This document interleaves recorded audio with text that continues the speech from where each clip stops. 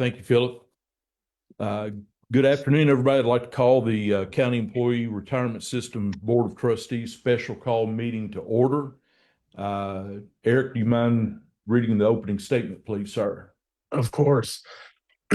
This is a special meeting of the County Employees Retirement System Board of Trustees.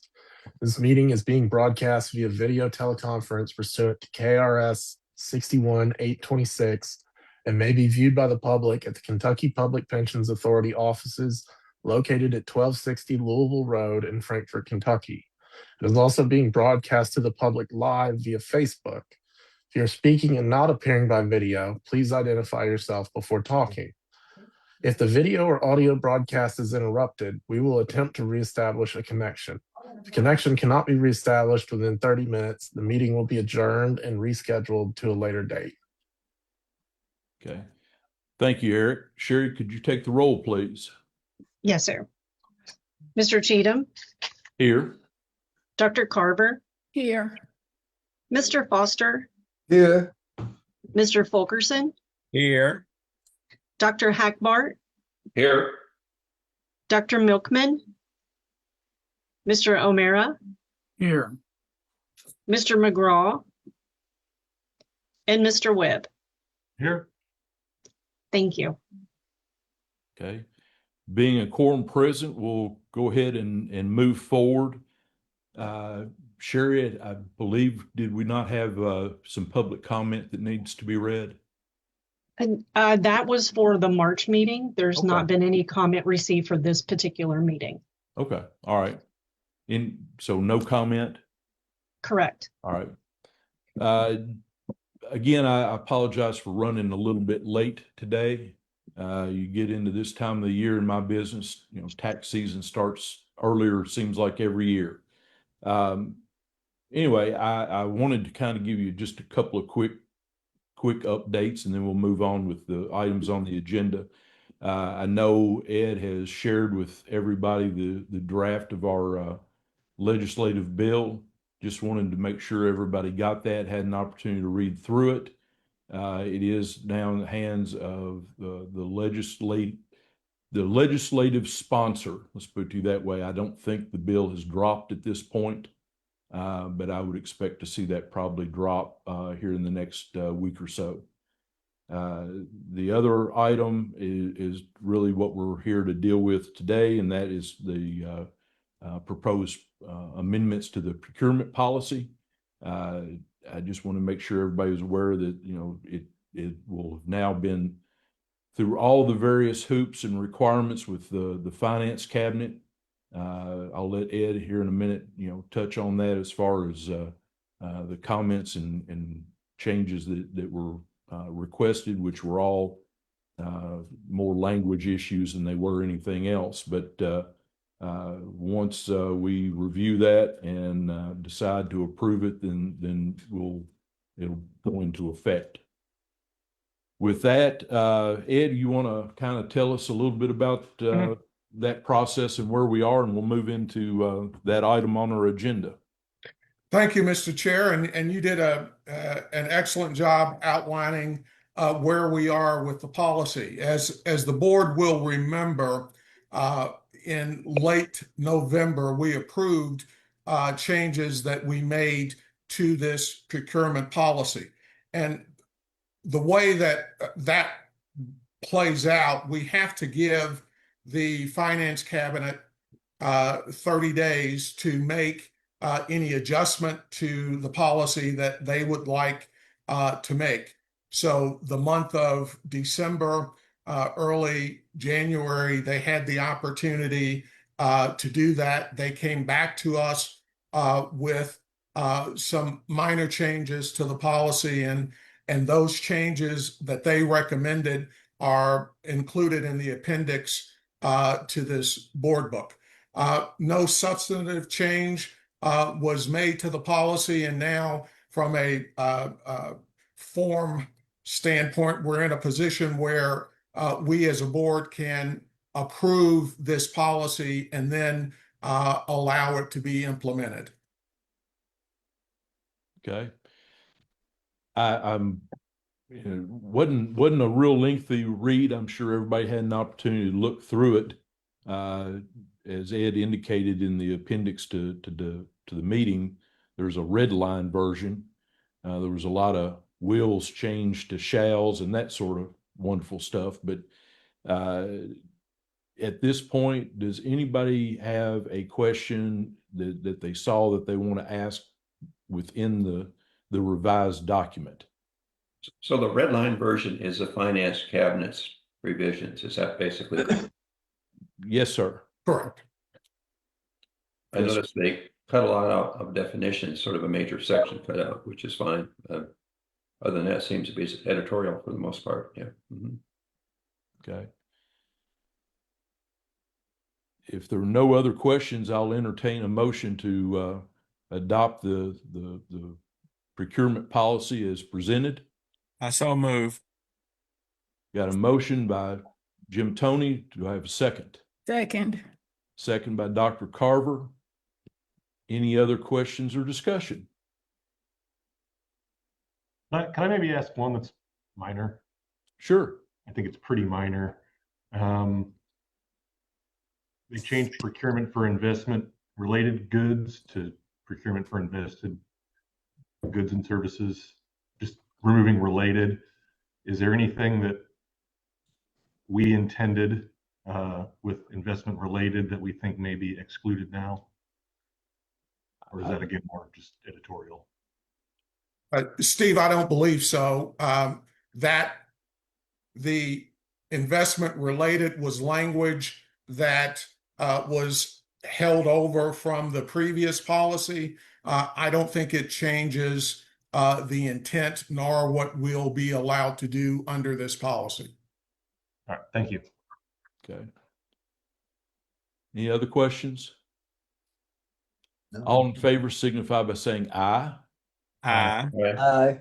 All opposed? Ayes have it. The revised procurement policy passes as presented.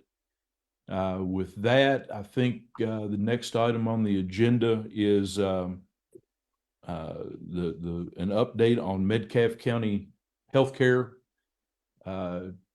Aaron, is that you handling that? That's me. Thank Okay. you.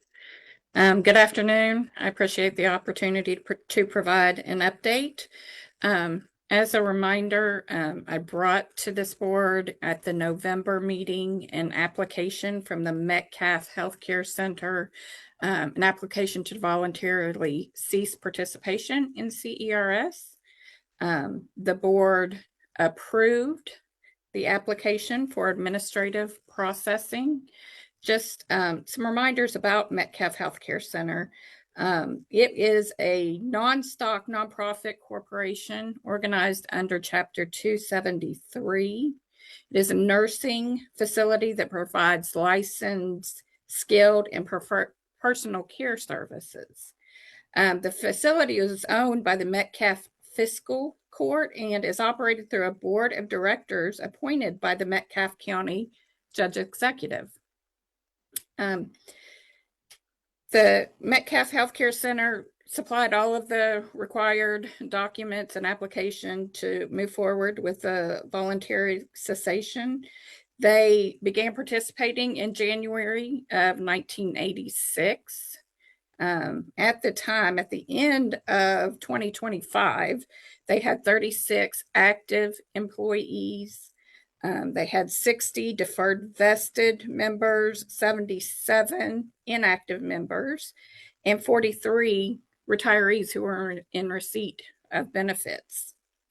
At that time, there were two key points that I gave to you all about this cessation. One, this is the first employer who has sought to voluntarily cease participation in CERS. Secondly, this entity was planning to sell the corporation in order to pay for the cessation cost. So I wanted to provide a little bit of update since November. Administratively, in December, we sent out letters to all current and former employees of Metcalfe Healthcare Center, notifying them of the cessation in the rights of their account in CERS. Since that time, also effective January 1st, 2026, the sale of Metcalf Healthcare Center went through. Again, that was effective January 1st.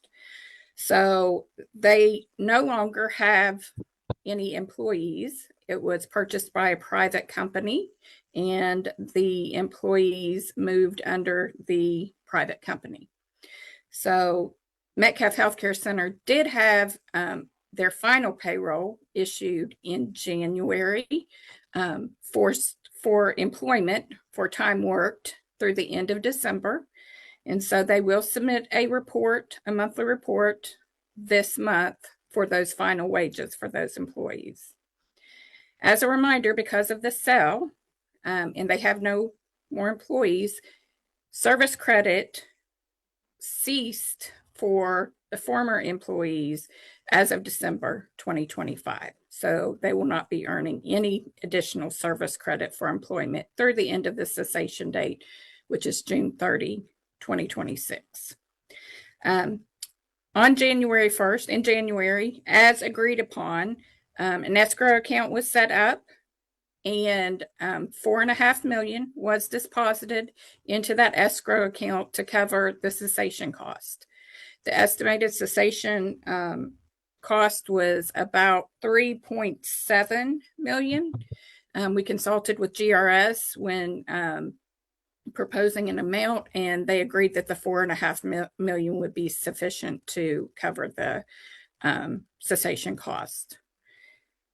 We did issue a few invoices for omitted service, omitted billings in December, and we are working with Metcalf to resolve those invoices prior to the cessation date. So at this point, there really won't be much activity until it is time to send all of the final information to the actuary to calculate the final cessation cost, which will not be done until the fall of next year after assumptions and the vows have been issued for 2026. So that is the update I have for you. I will take any questions if you have any. Aaron, I make sure I understood you right. The secession date is in June, and we won't have a final tally, for lack of a better way to put it, until fall of 2027. Fall of 2026, we should get Okay. the information to GRS for them to perform the cost. It'll be after you all approve the 2026 vow. They'll be able to calculate that cost. Gotcha. You know, this time of year, I'm still getting a little confused when people say next year as to what year that means anymore. Right. Okay. All right. That's the only question I had. Anybody else have a question for Aaron? Okay. All right. We appreciate the update and look forward to, hearing more as it goes along.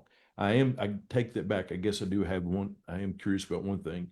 We sent notices to all the employees. Did we ever get a response from anybody that wasn't happy about, okay.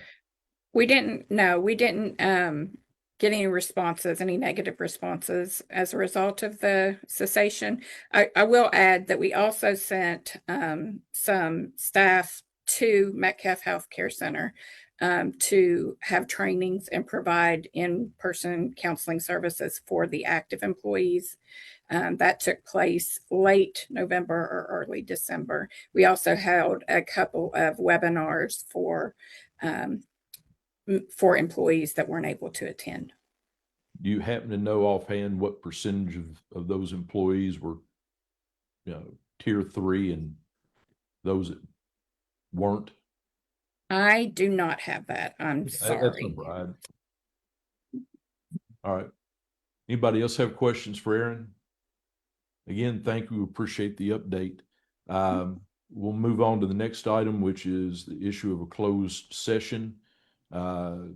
I need a motion to enter into closed session pursuant to KRS 61.810C to discuss pending litigation. Do I So have moved. a motion? Do I have a second? Second. Second by Dr. Hackbert. Any questions? All in favor signify by saying aye. Aye. All opposed? Ayes have it. A motion having been made in open session to move into closed session for a specific purpose, and such motion having carried by a majority vote in open public session, the committee shall now enter closed session to discuss pending litigation pursuant to KRS 810C. Philip, if you don't mind, if you could take us offline for a bit.